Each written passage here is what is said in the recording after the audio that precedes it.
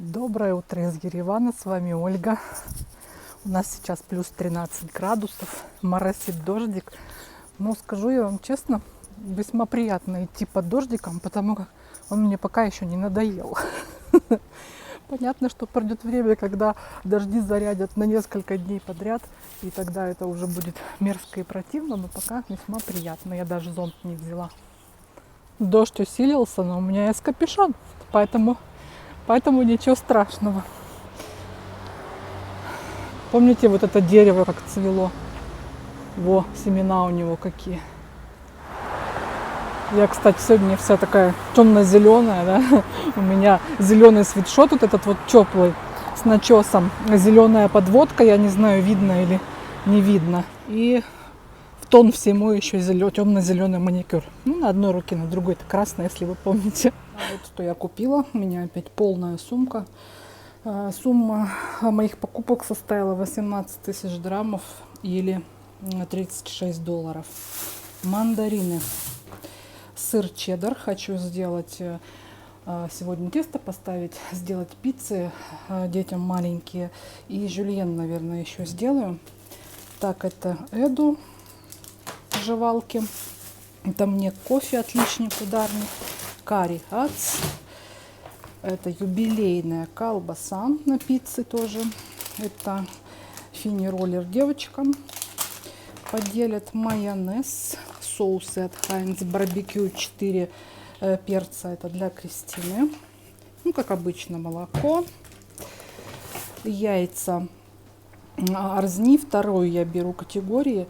У меня муж мелкие любит яйца, как ни странно. Надо было вообще первые, наверное, брать. Так, для жульена и для пиццы я взяла нарезанные уже грибы, шампиньоны. У нас вообще только шампиньоны да вешенки продают, больше никаких нет. Это куриные грудки, сахар, семки.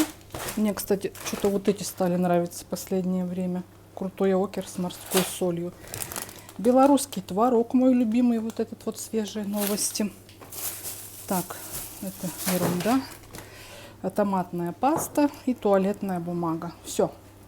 Чего тут на 18 тысяч?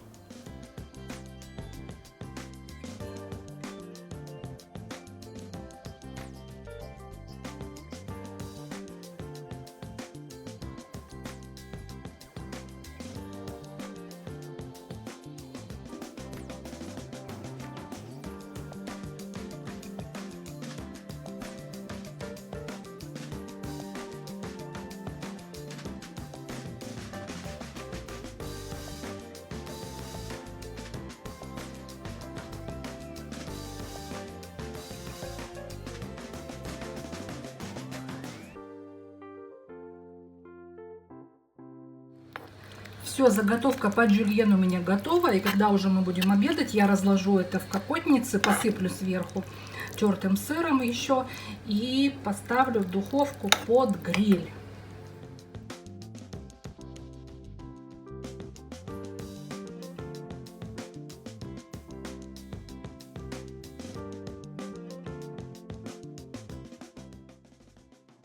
Это у нас любитель помело, и вот такой вот помело он сходил, купил в магазине. Я такой вообще никогда не видела. Это вот гигант.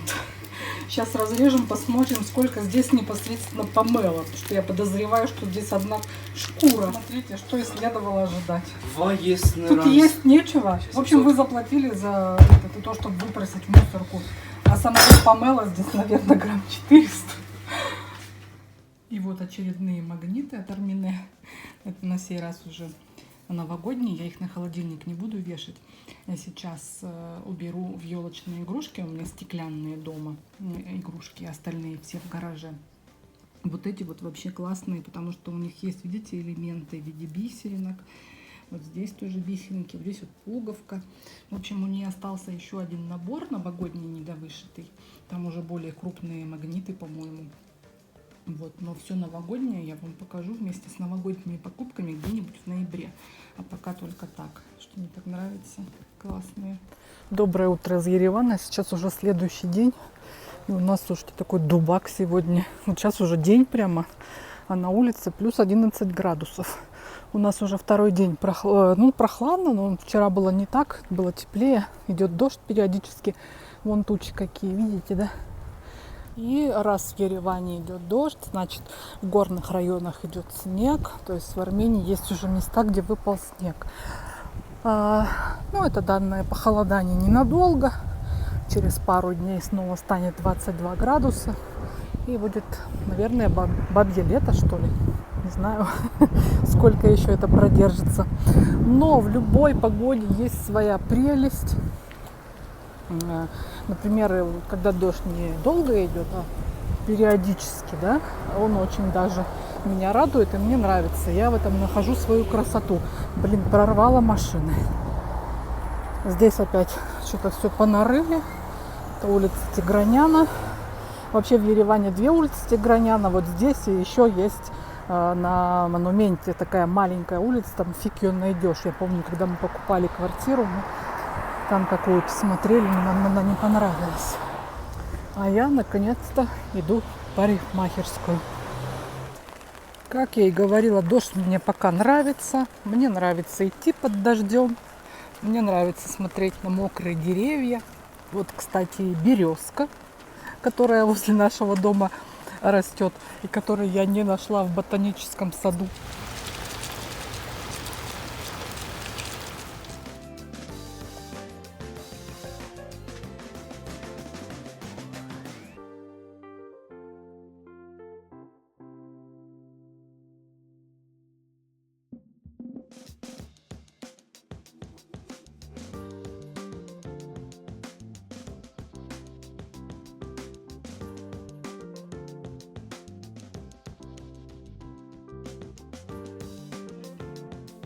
Я иду и думаю, что-то мне эти кроссовки жмут. Я, оказывается, Арминкин надела. Они просто рядом стояли, ее черные и мои черные. И я совершенно случайно напялила ее.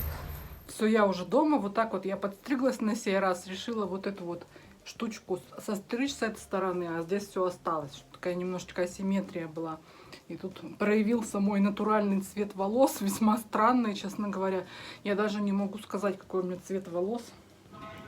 Какой-то темно-пепельный, в общем. Мой оригинальный, я имею в виду. Я уже крашусь, не знаю, наверное, с 19 лет, поэтому слабо помню, как он выглядел. Кто меня спрашивал, я подстригаюсь на Комитасе в Ереван-Сити. С бокового входа есть парикмахерская, называется Wave. Девочку зовут Лусине. Уже много лет я у нее, и когда она куда-то уезжает, для меня это катастрофа, потому что ни один мастер в Ереване, к которому я попадала, не умеет стричь короткие стрижки. У меня Кристина с Эдом вчера забили мне пол памяти телефона, потому что Кристина делала задание в своей школе журналистики. Им выдают для съемок либо камеры, когда какой-то грандиозный, так скажем, проект. Если нет, то 11-й iPhone. И вот она говорит, что на 11-й iPhone качество съемки гораздо хуже, чем на мой 8+. Поэтому я ей дала. В общем, она тут это в качестве модели использовала. Кстати, уже не первый раз она, когда в университете училась, она делала репортаж про одного из композиторов и использовала это в качестве модели его в детстве этого композитора. Вот. В общем, у меня сейчас такой план. Я так посмотрела. Ну, у нас, поскольку резко похолодало, я перебрала вещи. Оказалось, что у меня у Эда абсолютно нет никаких теплых вещей. Ни свитшотов, ни как это вот, когда без капюшона, как это называется. Не знаю. Вот.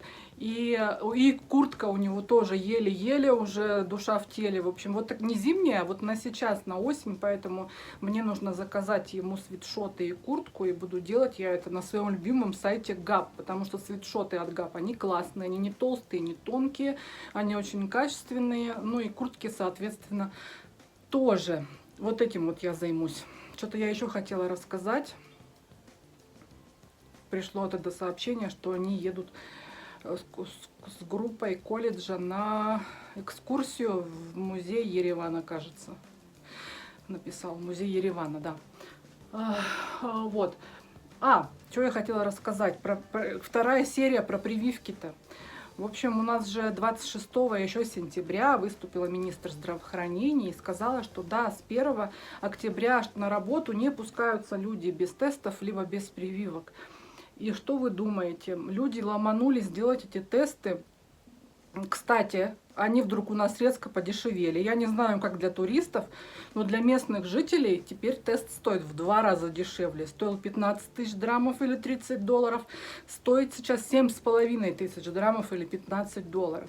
И вот люди ломанулись, значит, 30 и 29 на эти тесты, приходят с утра на работу, а с утра, оказывается, выясняется, что эту всю фигню продлили до 14 октября. То есть опять была волна возмущения, то есть к 14-му им придется делать новый тест, поскольку 2 недели прошло. Получается, что люди выбросили деньги за один тест на ветер, поскольку 1 октября он был не нужен.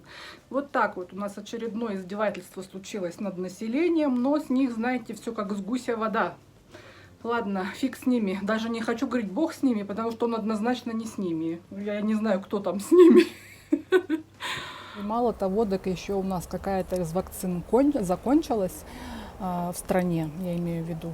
И люди, которые пришли на 2-ю фазу вакцинации, им говорят, что а вакцины нет вашей, приходите дней через 20, может быть, мы ее получим, тогда и привьетесь. Хотя любой врач может сказать, что отсрочивание 2-й фазы вакцинации в данном случае значительно снижает эффективность вакцины. Но у нас, как я вам уже говорила, в министр здравоохранения не врач, она таких нюансов не знает, поэтому распоряжения шлются направо-налево, какие придется. Вот, такие дела.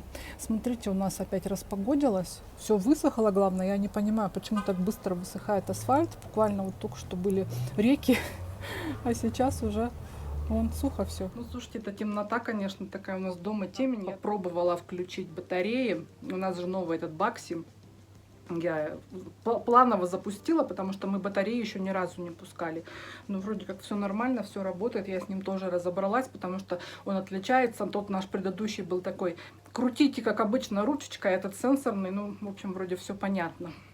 И сейчас мне нужно покраситься. Ну, наверное, я это сделаю к вечеру поближе, чтобы пока укладка побыла, потому что этот серый цвет волос, честно говоря, меня бесит.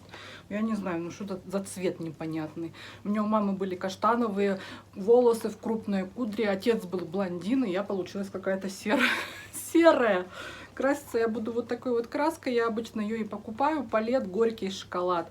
Она в начале до смывания, так скажем, когда я только покрашусь, выглядит на мне несколько темновато, но потом через недельку нормально получается. В общем, классная краска, но мне она нравится. Насчет вина, которое мой муж делает из дачной Изабеллы. В общем, он ее разлил по бутылкам, она уже неделю стоит в бутылках в холодильнике. Естественно, мы в нее не залазили. Я сейчас хочу попробовать, что здесь получилось. Пузырики есть сверху. Сейчас попробуем. Что-то, знаете, я не поняла, это вино это или еще не вино. Во-первых, оно очень густое у него получилось. Я не знаю почему. И какое-то перламутровое. И на вкус как сок из Изабеллы, из винограда Изабеллы. Сейчас посмотрю, появился ли тут градус. О, а он появился. Смотрите. Ничего себе, 20 градусов. Круто. Это что за вино такое, 20 градусов? Это даже больше, чем крепленое.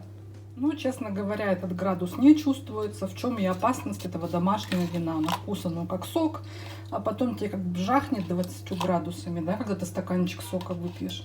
Ну, я уже говорила, что я не любитель вина. Так что для меня вино, в принципе, особо вкусным не бывает. И, кстати, смотрите, цветы, которые подарила Кристинина шефиня ей на день рождения, все еще вот 3 штуки я срезала, сверху оставила. Они, правда, побледнели, они были такие темно-чернильного цвета, сейчас они светло-фиолетовые, но факт в том, что уже они стоят практически 4 недели, представляете? Сроду не было, чтобы вот этот сорт цветов так долго стоял. Тут у нас наготовила панкейков по американскому рецепту. Эти она уже посыпала сахарной пудрой, а эти пока остывают, лежат. Ну, очень вкусно пахнут и выглядят аппетитно. И еще Армине у нас приготовила вот такую вот типа бастурму из куриной грудки, из куриного филе.